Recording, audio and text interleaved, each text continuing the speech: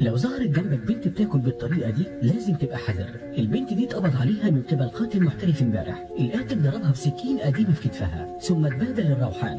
فالقاتل لقى نفسه طالبه شكلها جميل، اتحمس جدا، ده غطى طبيعي للحاجات الوحشه. قررت انها تروح المدرسه عشان تقتل. اول حاجه لازم تختار اللبس بشكل مش متوقع، لبس البنت صغير جدا، بس القاتل مش ممكن يبقى لطيف. جريت على اوضه اخته علشان يلاقيها. الجاكيت الدموي ده حلو جدا، علشان كده في اليوم ده اتصدم زمايلها في المدرسة من تغيير شكلها عشان بقت بنت هادية ولطيفة. هي دي أحداث فيلم كوميدي مثير، ده الفيلم المعدل من فيلم يور نيم.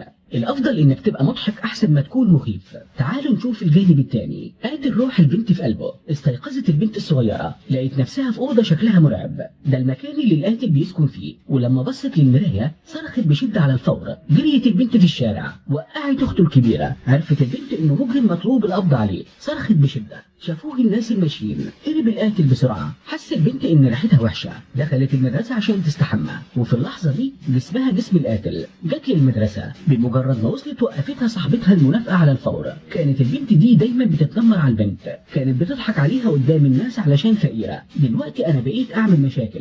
جت زميلتها اجبرتها انها تروح لاوضه الملابس. سالتها عن تفاصيل القبض عليها من القاتل. باين انها مهتمه، بس هي بتستخدم. بس ازاي ممكن نفكر؟ اللي قدامي مش هي البنت الجميله. بدأ القاتل يدور على اسلحه في اوضه خلع الملابس. فتح الدولاب، مسك طفايه الحريق، ثم مسكت شعر زميلتها بالفصل. اتعصبت زميلتها شويه. انت ليه منحرفه كده؟ جريت للحمام. بسرعه سمعت زميلتي صوت الدش. ده جه للحمام النسائي وبيستحمى. شافته فعلا، القاتل واقف هنا بيستحمى. هي بدأت تفكر ان القاتل هو صاحبتها الجميله. كانت خايفه وهربت، بس ضربها القاتل. قال لها القاتل هاخدك في مكان اخبيكي. دخلتها البنت في الفصل في اوضه صغيره. ما استنتش رد فعلها، والقاتل قفل الباب عليها ثم اتمسك.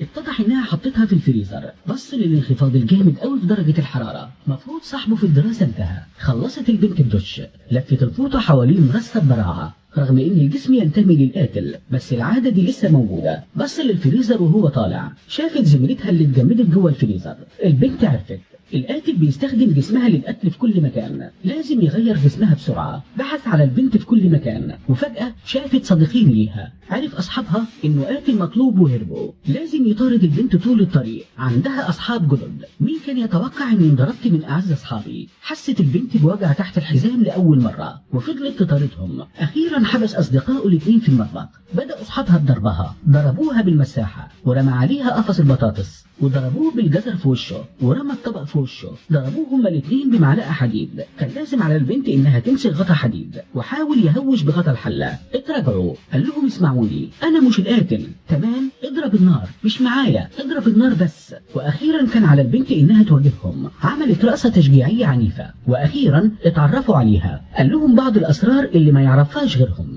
القصه دي اخبرونا بيها. لازم يبقى عندك اصحاب قليلين يعرفوا اسرارك. اصحابها طلعوا للتحقيق، اكتشفوا سبب تبادل الارواح بينها وبين القاتل. ده رأس شرير قديم. لازم تتبادلوا الارواح مرة تانية خلال 24 ساعة. ممكن بس وقتها تفضل كده طول العمر. البنت مستخبية في الحمام. صدفة الشخص اللي خوفها. هي طلعت وبدأت ترفعه لفوق. لازم ما تقابلش البنت دي مرة تانية. سمعت ولا لا؟ من خوفه اتبول على نفسه. بقى مثير للاشمئزاز وسابته البنت. اجتمعوا الثلاثة مش علشان يلاقوا القاتل. طلع بس مباشر من حفلة الحرم الجامعي. لقوا مكانه. طلعوا مجموعة من الناس. قبل ما الشخص القاتل يصطاد الضحية التانية وقفته. حطوه في واحد من أفضل أصحابه، وأخذ الشخص اللي كان هيهاجمه. قال الولد إنها صدفة. اتصادف إنه عايز يسحق البنت الجميلة. ولما الولد فاق بالطبع ما قدرش يؤمن بتصريحات البنت، وكان على وشك الهرب. بدأت البنت تقرأ له قصايد حب كتبتها له قبل كده. أنا مشتاقة ليك زي الضوء المنغمس في الضوء، وقعت في الحب بعمق. عاصفة حبك اجتاحتني زي شمعة ميلت في الرياح. بدأت تقرأ قصايد الحب.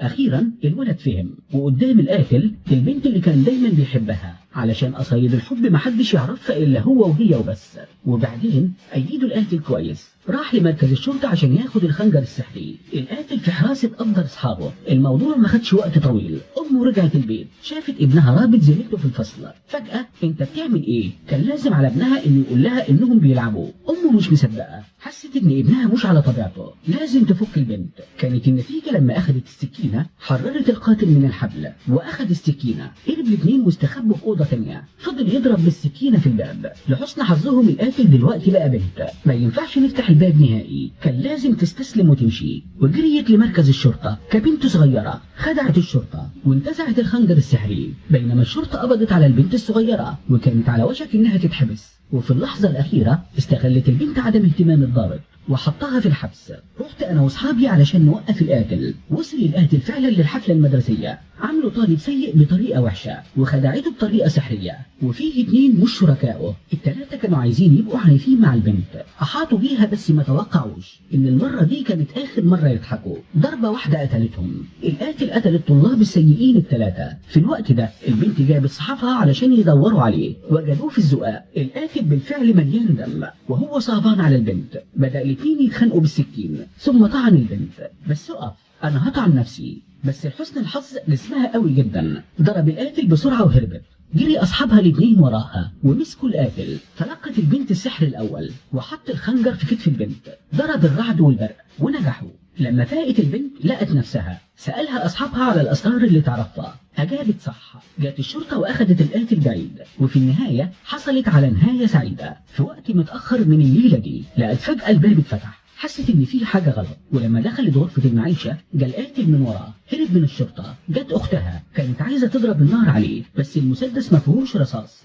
جت امي علشان تحاربه بس الاثنين كسبوا القاتل بسرعة. وبالنهاية ما فضلش غير البنت هتواجهه لوحدها. مسك القاتل بايد البنت وخلاها تصرخ، قال لها انا فاهم انت ضعيفة ازاي بس انت ما ينفعش تعيشي. بس البنت قالت انا برضو فاهمة قوتك، ضعف خفي. عشان كده البنت ضربت القاتل، وقعت ام البنت في الارض. بس وش البنت اللي مليان دم نظراته قاسية. بعد محاكمتها اتجرأت اخيرا انها تواجه الشر، مفيش حد هيقدر يتنمر عليها في المستقبل.